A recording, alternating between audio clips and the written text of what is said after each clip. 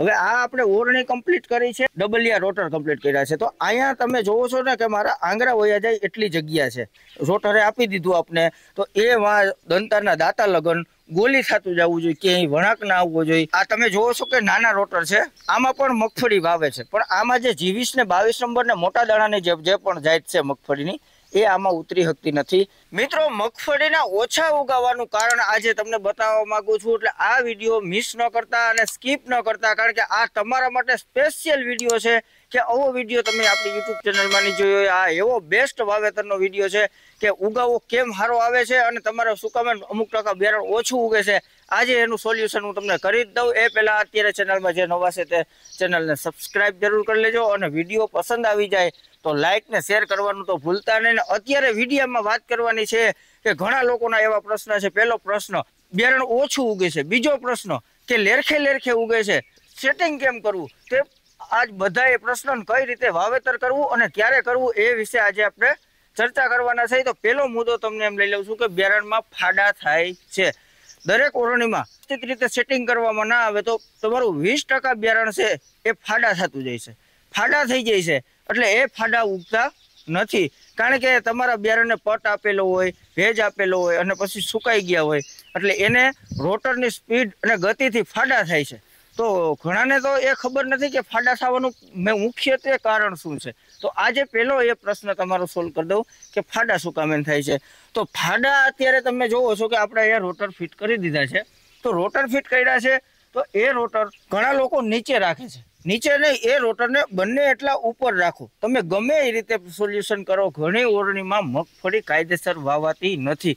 એટલે એના જે આ ખાનું છે ને, એમાં સેજ ફેર હોય ને, એટલે ન્યા દાણો નીચે સોલાય અને ભટકાય, ફસાઈ જાય છે, ને એનાથી તમારા દાણામાં ફાડા થાય છે અને રોટર પકડાતા હાલે.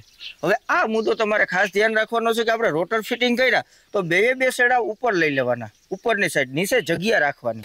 હવે આ આપણે ઓરણી કમ્પ્લીટ કરી છે, ડબલિયા રોટર કમ્પ્લીટ કર્યા છે. તો અહીંયા તમે જોવો છો ને કે મારા આંગળા વયા જાય એટલી જગ્યા છે, નીચે એટલી જગ્યા છે કે મારા આંગળા વયા જાય, એટલે કે મોટામાં મોટો દાણો હોય નીચે પડ્યો હોય, માથેથી રોટર ફરી જાય પણ એને ફાડું કરતો નથી. આ પ્રશ્નથી ફાડા કરે છે. આને હરખી રીતે વ્યવસ્થિત બે શેડા હરખા રાખવાના. ડબલિયા રોટર સડાવવાની રીત તમે જુઓ કે મેં ડબલ એક ને ડબલ, તો અહીંયા પણ જગ્યા હોવી જોઈએ ઓરણીમાં, અહીંયા પણ જગ્યા હોવી જોઈએ. આ મગફળી છે એટલે અહીંથી જે મગફળી નીકળે એને પૂરેપૂરું બિયારણ મળી શકે. અત્યારે આ રોટર જો અહીંયા છેલ્લે ફિટ કરવામાં આવે હાવ, તો શું થાય, એને અહીંયા બિયારણ મળતું નથી, કારણ કે મગફળીનો મોટો દાણો હોય તો એને તરત અહીંયા બિયારણ મળતું નથી. એટલા માટે તે તમને કહું છું કે તમારે આ રીતે રોટર ફિટ કરવાના છે. કોઈથી તમારે કાંઈ તકલીફ નહીં થાય અને વ્યવસ્થિત રીતે વાવેતર કરી શકશો. ને આ હાઈ સ્પીડમાં 1.5 મણ ઉતારવા માટે કાયદેસર આ અત્યારે ફિટિંગ કરેલું છે. એટલું ખાનું ખોલેલું હોય ને, ઘણા કે કેટલું ખાનું ખોલવું જોઈએ, આટલું ખાનું આમાં ખુલેલું રહે છે ને, 1.5 મણ બિયારણ આમાં કાયદેસર પડે છે. ને દાણા પછી દાણો, એટલે કે તમારે વધારે ઘાટું પારવું અને લુરખે ના થાય.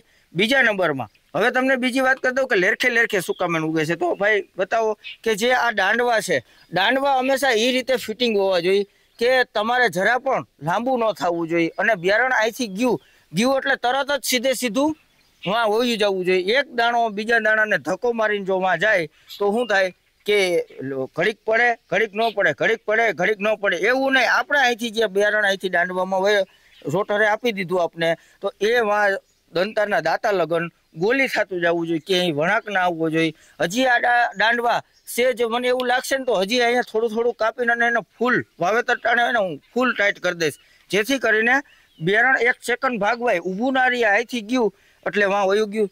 હંમેશા દાંડવા બધાય ઊભા રાખવા. તમે જાણી લીધું કે આ દાંડવા સીધા રાખવાના. હજી સેજ આ લૂજ છે, સેજ અહીંયા નોર્મલ, એટલે કોઈ તકલીફ વાળું નથી, પણ નોર્મલ હજી જો થાય તો હું આને ફૂલ ખેંચી અને કાપીશ ને ફૂલ ચડાવી દઈશ. આ પ્રશ્ન નહીં આવે. અને અહીંયા આવી રીતનું હોય તો ક્યાંય વારો મારી દેવાનો, પછી અહીંયા એવું હોય તો વારાનો હતાણીઓ મારી દેવાનો. દાંડવું સીધા 5 રહેવા જોઈએ, એટલે બિયારણ અહીંથી વળ્યું તો સીધું વા જમીનમાં. અને આ ડબલિયા રોટર ખાસ 22 મગફળી, 22 નંબર મગફળી, એમાં બધે ખાસ મજા આવે છે.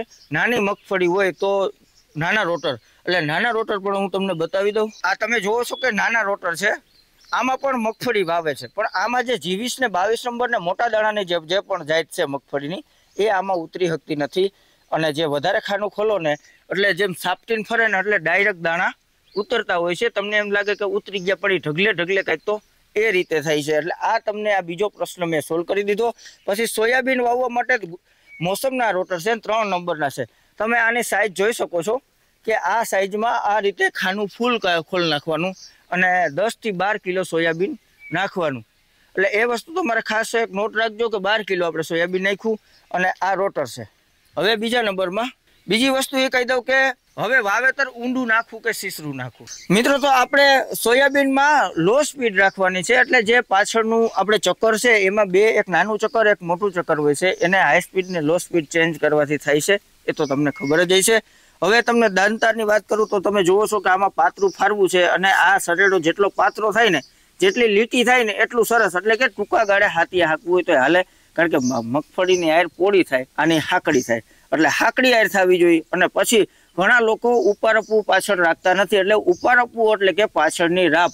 હવે એ મહત્વની વસ્તુ છે, અમુક ડિસ્ટ્રિક્ટમાં એ લોકો ડિસ્ટ્રિક્ટમાં નથી રાખતા, તો એને માટે હું એક આ ખાસ વસ્તુ વાત કરવા માંગુ છું કે ભાઈ અમે જો આ ઉપારપવું રાખ્યું છે, પાછળ આ રાપ છે, ઘણા એને એવો પણ શંકા હશે કે ભાઈ આ રાપ તો બિયારણને પાછું કાઢી જાય છે, પણ નહીં, આ રાપ કાગરવા પડે જાય, તમારે વરસાદ થયો છે, બિયારો બધે ઉગી જાય, રાપ પાછળના જે ટ્રેક્ટરના શીલા છે, દંતાર છે, પાછું પાછળ છે ને બધી કુણી પાહ કરી આવે છે આ ઉપારપવું, અને પાછળ માપે એવો હમાર રહેશે ને તો એ લેવલ જગ્યા કરી આવશે ને ઓલો હમારમાં વજન દઈ દે છે અને પછી એ લોઢા જેવું કરી દે છે, પછી આપણે મગફળી ઉગી જાય, સોયાબીન ઉગી જાય, પછી હાથી આંકવામાં હાથી બટકા પડશે, કારણ કે એને તોડી નાખ્યું છે।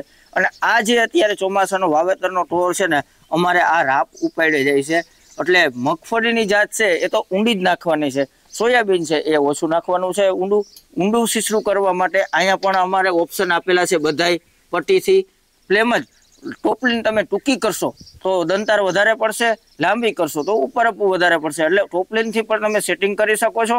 જે આ પાછળનું વ્હીલ છે એમાં એક નાનું ચક્કર ને મોટું ચક્કર છે, એને ચેન્જ કરવાથી હાઈ સ્પીડ ને લો સ્પીડ થાય છે। આ વસ્તુથી અમે આનું વાવેતર કરી છે। દરેક ખેડૂત મિત્રોને એક ભલામણ છે બીજી કે અત્યાર સુધી આ વિડીયો સાંભળો એ બદલ તમારો ખૂબ ખૂબ આભાર। આ ખાસ મહત્વનો વિડીયો છે, મને ટાણે એટલા કોલ આવે છે, તમે બસ સમજુ છો, માની લીધું તમને ખબર છે આ વસ્તુની, ઘણાને ખબર નથી, એટલે મેં આ ફરી વિડીયો નાખ્યો છે। આ વિડીયો બનાવવાનું મકસદ જ એ છે કે ઘણાને ખબર નથી એ સુધી પહોંચાડવાની હવે જવાબદારી તમારી છે। અને બીજી વાત મિત્રો, હજી વરસાદની વાવણી અમારે નથી થઈ, તમારે થઈ ગઈ હોય તો તમે વાવેતર ચાલુ કરી દો ગણેશનું નામ લઈ। અને એક વસ્તુ એ છે કે તમારા જે સેઢે પારે ઝાડવા રહ્યા છે, માની લ્યો કે ઘણા ઠેકાણે હું ટ્રેક્ટર રાખવા જાઉં છું તો ત્યાં જે ઉગવાની પણ જગ્યા નથી, એટલે કે એક પણ ઝાડવું એ લોકો રાખતા નથી અમુક ખેડૂત ભાઈઓ। હવે તમારા જે સેઢે પારે ઝાડવા છે એ તમે ઝાડવાને કાપી નાખો છો। આજે લીમડો છે, ઘણા એવા સારા સારા ઝાડવા છે કે જેનાથી તમે 5 મિનિટ પાણીનું નાકું વાળીને પણ બેસી શકો। તમારે મજૂર છે, કામ કરતા હોય, ચા પાણી પીવા છે તો એ પણ 5 મિનિટ બેસી શકે। એ ઝાડવું એટલું બધું નડતર ઉપાય થતું નથી। હમણાં તમારે આંબો ઉજળી ગયો હોય સેઠે તો એને તમે નથી કાપતા, લીમડો છે બીજું કાંઈ ઉજળું હોય તો તમે એને કાપી નાખો છો, તમને એમ કે આનો ઉપયોગ નથી, પણ લીમડામાં પણ કેટલું મહત્વનો છે, એમાં પંખી ખાય છે, બધુંય ખાય છે, લીમડો છાંયો આપે છે, એક વસ્તુ સારી છે। અને જેટલા ઝાડવા છે ને એટલું જ વાતાવરણમાં વરસાદનો વધારો થાય, વૃક્ષ વિનાનું કાંઈ નથી। અને હાલમાં ટેમ્પરેચર વધે જાય છે, તમે દર વર્ષે સાલમાં તમે જોવો છો કે વરસાદ આવે તો પુષ્કળ આવે, ગ્લોબલ વોર્મિંગને લીધે તો આપણું બધું રેસાઈ જાય છે અને બધું નુકસાની થાય છે। એનું કારણ જ આજે ઝાડવા હોય ને તો બેલેન્સિંગ જળવાઈ રહીએ, આપણી બેલેન્સિંગ હવે કાપી જાય છે। આ વાત કરવાનો મકસદ એ છે આપણે વિડીયોમાં કે જે પણ ઝાડવા છે, મિલકત અત્યારે જાજી કોઈ પાસે હોય તો એક ખેડૂત પાસે છે, કેમ કે ખેતી બધી ખેડૂત પાસે છે। અને એ પણ વસ્તુ એક સિસ્ટમ ગવર્મેન્ટની હાલી આવે છે કે આપણે ફોરેસ્ટ ડિપાર્ટમેન્ટ પણ આપણે ઝાડવા આપે છે। આજે તમે આંબળા છે, રાવણા છે, લીમડા છે, કોઈ પણ તમે XYZ તમે કાંઈ પણ વાવવા માગતા હોય તો તમારી નર્સરી ગવર્મેન્ટની હોય તો તમે ત્યાં દાખલો આપો પંચાયતનો, એટલે એ લોકો આપણે ઝાડવા આપે છે અને એ પણ વાવી હોત જાય છે, એવી પણ ઘણી વખત સ્કીમ હોય છે। એટલે મારું એ કહેવાનું થાય, તમે સેઢે પારે છે ને ઝાડવા બને ત્યાં લગન કાપવા નહીં। અને તમે જ્યાદાતર વિડીયોમાં જોયું હશે કે આપણે સેઢે પારે બધે મારે ઝાડવા કાપતા નથી, વચમાં હોય નડતરૂપ થોડાક થતા હોય તો નહીં કાપવાના, કારણ કે આજે બધે ઝાડવા કાપી નાખશું તો રહેવું ઘણી એવી જગ્યા છે કે ઝાડવા ત્યાં રહેવા નથી દેતા લોકો, પણ એ બધાને એક ખાસ ભલામણ છે કે તમે ઝાડવા ક્યારેય કાપો નહીં અને ઝાડવાનો ઉછેર કરો, ખૂબ સારો ધર્મ થાય। બસ આટલી જ આ વિડીયોમાં ભલામણ છે। આ વિડીયો પસંદ આવ્યો હોય તો વધુમાં વધુ શેર કરી દેવા મારી તમને વિનંતી છે મિત્રો। હવે આગલા વિડીયોમાં મળશું, ત્યાં સુધી જય જવાન જય કિસાન, ભારત માતા કી જય।